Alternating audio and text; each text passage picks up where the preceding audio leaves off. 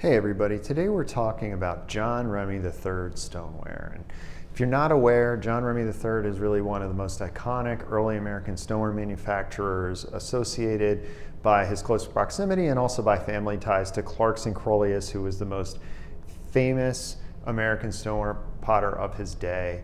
These guys were working in Lower Manhattan, right near modern day City Hall. And their work, collectors, museums, institutions have been interested in the work of these early Manhattan potters since people really started to care about this old pottery.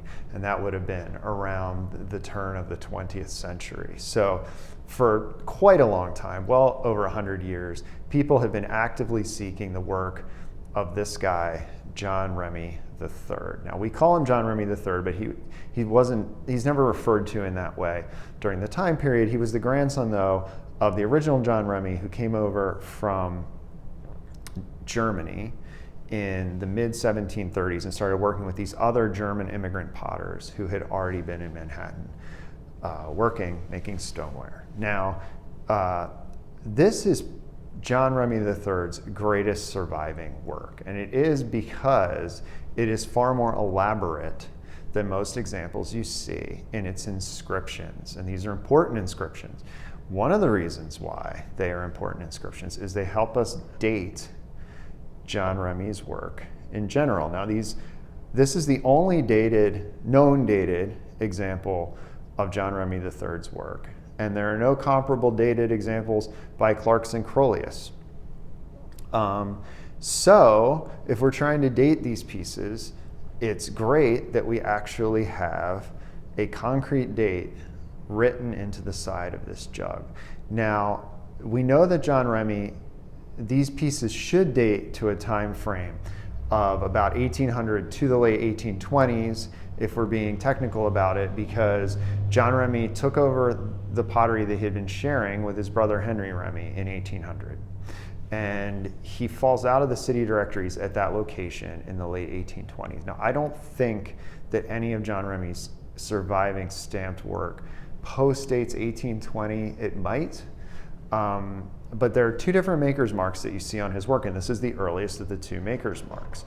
You see J. Remmey, Manhattan Wells, New York. I've also just seen J. Remmey in New York without them bothering to stamp this Manhattan Wells, but those should date to the same time period. And the Manhattan Wells refers to this reservoir system that was instituted by Aaron Burr's Manhattan Company, basically adjacent to these potteries. The other mark employs a straight stamp that is a straight New York stamp, so every line is straight, and it's a smaller typeface. These earlier pieces aren't just earlier, they also tend to be more aesthetically pleasing than later ones, I would say. One of the reasons why we can say that the other stamp is later than this, because as I said, how can we know that if there aren't dated examples? They often bear a heavy Albany slip on the interior that these earlier, we should assume, pieces never bear. At any rate, we might wonder who this character James Votey is, who shows up on the side of the jug. And James Votey, like John Remmey, and like Henry Remmey, and like Clarkson Crolius and other Crolius family members, was a minor local political figure, very active in his ward. But he was also clearly a good friend of this family, because in 1808, 2 years after this jug was made, Henry Remmey fell into serious financial trouble. He had been functioning as the city's superintendent of scavengers, which is a funny name for, in a sense, like the head trash collector. He was making sure that the streets were clear. He was overseeing the collection of the large amounts of horse manure that were throughout the city. And as part of that, he actually would oversee the sale of that manure. So as you can imagine, those streets were full of manure, and that manure would be cleaned up and sold. So he was managing public funds, and he got in trouble for misappropriation of funds. There was a lot of money missing. He came up with a story about why it was missing that sounds extremely dubious, and in the end he was in a lot of trouble. Well, this guy James Votey came in and ultimately paid off his debt, which was no small favor. So it's pretty cool to see that in the historical record and then come and see this written on this jug, presumably by John Remmey himself, presenting it as a gift to his friend. Now, another thing that's great about this piece, besides the date, besides the great tie-in and the presentation inscription, is that we know what this jug was made to hold. We don't always know that.